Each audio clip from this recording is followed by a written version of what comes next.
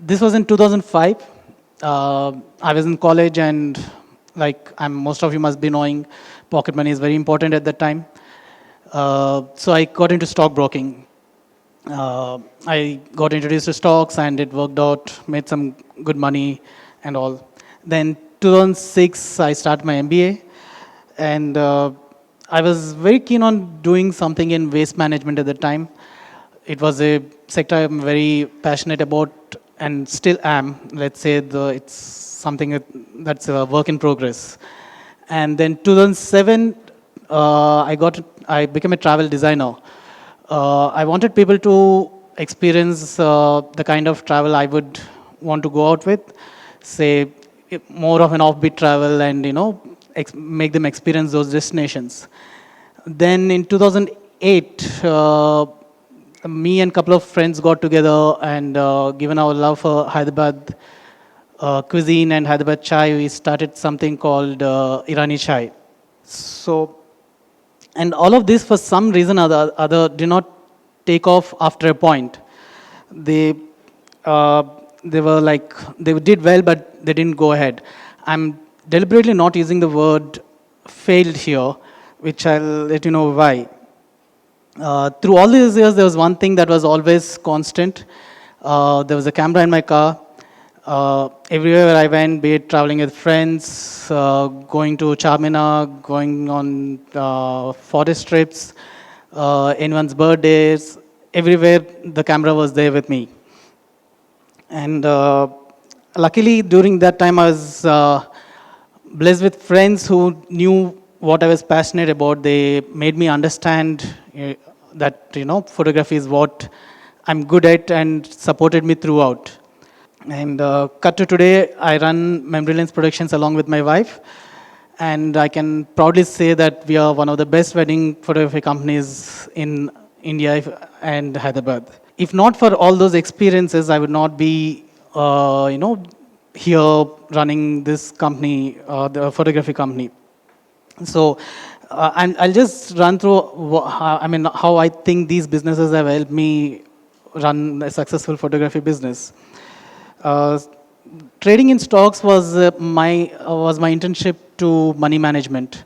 So, you get an idea of how money needs to be dealt with, how especially in weddings, you need contracts to be there, and you need to receive your payments and all that stuff. So all that kind of needs some kind of discipline in how you interact with the clients and all that. Somewhere trading in stocks and understanding finance has helped me do that. And then MBA is what I did the next year. And I think we realize a lot in MBA that how to balance business and what you're passionate about.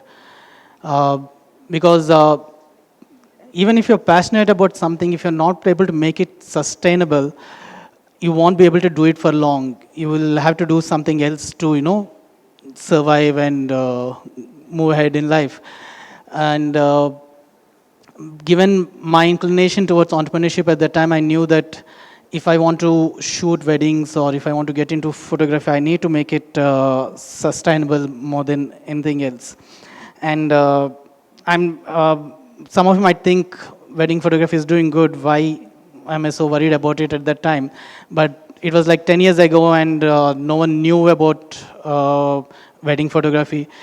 No one understood why would one want to go and shoot a wedding, because that time you had only like old family photographers who would take post pictures and all. Most of my time I would end up explaining to elders like why my flash didn't fire, or why I was shooting when they were not looking at the camera. In fact, some of them would come up and ask us to show the picture just to be sure that we actually captured them. And then we had to tell them why it's a candid moment, why are some of the picture is out of focus and stuff. So it was more of selling. I mean, we were in the constant business of selling people that, or telling people that what we do is uh, documenting your memories versus documenting post memories. So that kind of was uh, in a way, it took a long time to explain to people about all of it. And I think around that time, even my mom and all were looking for matches for me, and they're also like, they found it very tough to tell that I'm someone who is a wedding photographer in those days. But luckily for me, they also understood what I do, and they also joined hands with me in telling people what is it that we do and how it's a legit profession and how different it is. So in a way, I think we had a first mover advantage. Uh, when I started, it was much easier, but also it was at the same time tough because we actually had to learn everything, invent everything on how to, do this business, what precautions should we take and all. Because at that time, there was nothing, there was no guidelines or there were no tutorials on how wedding photography works. And travel designer. Uh, Travel designer helped me a lot in building my confidence because it's the first time I kind of understood that an itinerary that I designed would make people happy. They would love the places that they go to. They would love the experiences that they get from that place. So it kind of made me convinced, okay, if I'm good at something and if I love something and do that, that will actually make people happy and they will want to pay for it. Uh, and then we started a restaurant called Irani Chai. Uh, we knew there was a huge segment of market, or a lot of our friends who used to love drinking Irani chai, but they were not always able to do that because some of them are not comfortable going to the Irani cafes, and some of them are not, don't want to be seen there and all. So we thought, as a solution, why don't we bring it to a place where they can happily come inside and drink tea, Irani chai and all, and not be worried about the hygiene and all that.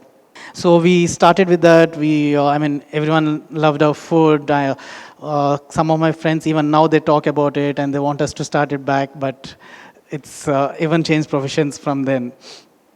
Uh, and during this time, we had a big learning also in disguise of a blunder. I just call it a blunder because we were all in at that time in terms of investment, time, and everything. With the success of Irani Chai, we kind of started something called Live. It was more of a sports bar kind of thing where we just thought we'll put, we'll get, music artists and local bands and couple of international artists and all, and give an experience to whoever comes down. We had, we had some of Vishal Dadani was there, and Mumford and Sons were there.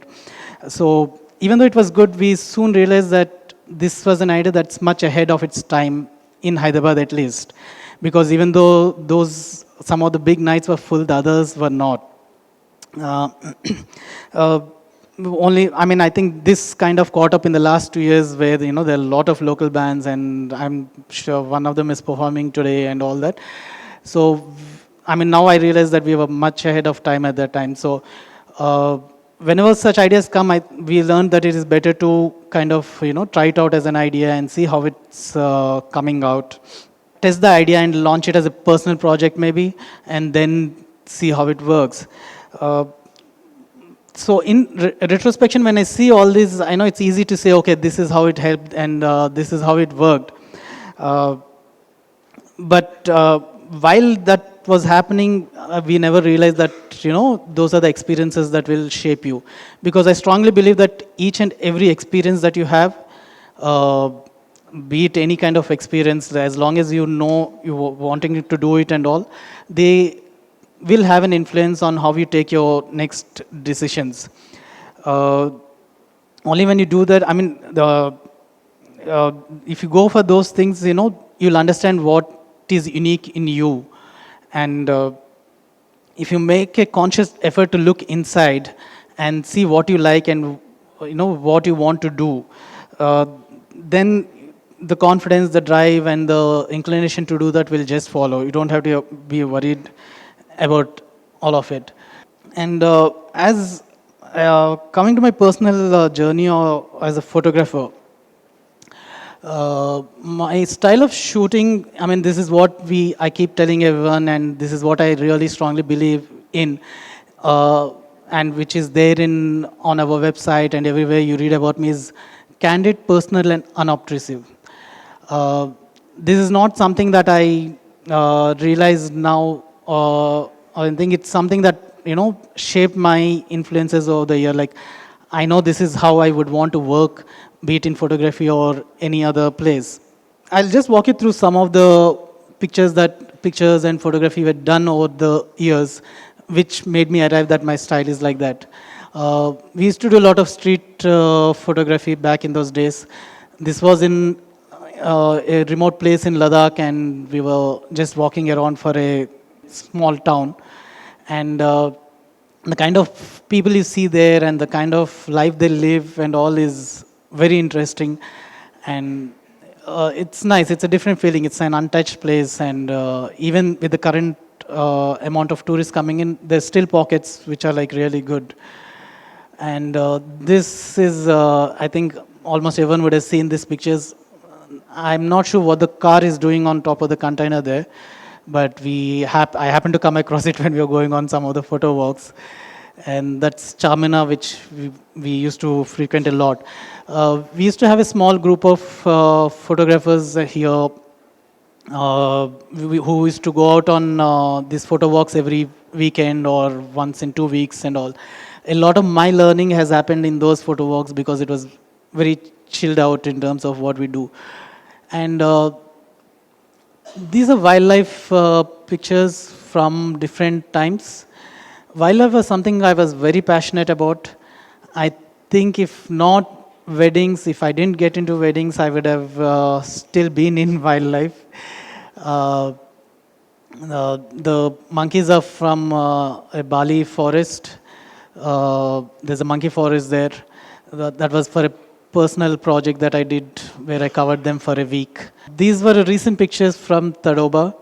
Uh, During my time as a wildlife photographer, when I used to frequent them, uh, I missed some trips wherein all my friends saw like 5 cubs, and they were right there on the road and all.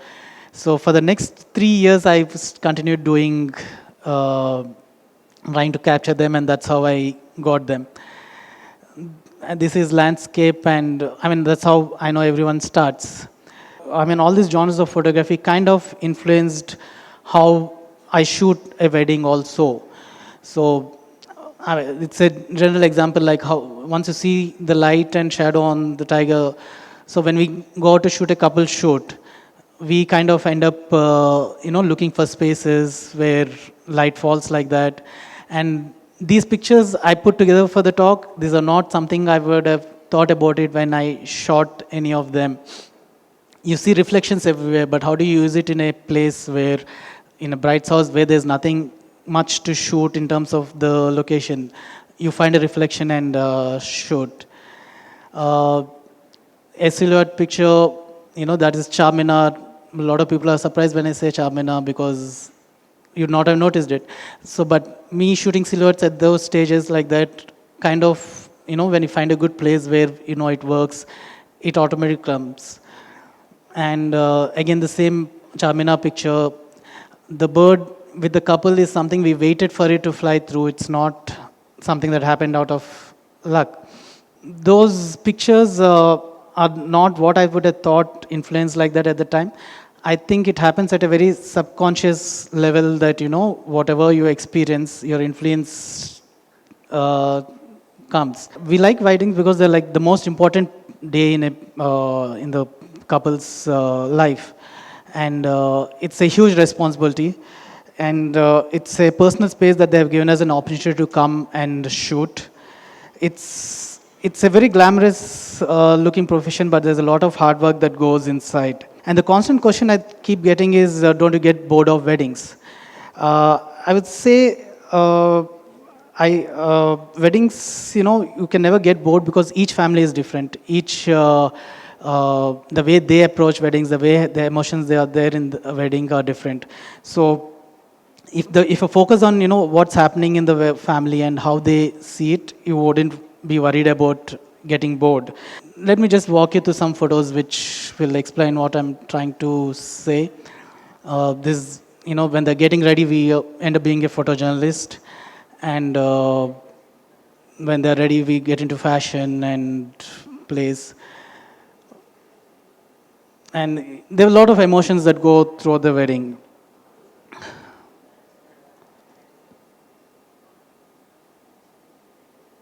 This is the so in end, what I would want to say is like identify what you're truly passionate about. Don't follow someone's success just because that's happening or that's the trending part. Uh, think through your ideas and dreams. Otherwise, you'll be an average someone instead of being a famous someone. So just follow your heart and be at it, and you'll get it.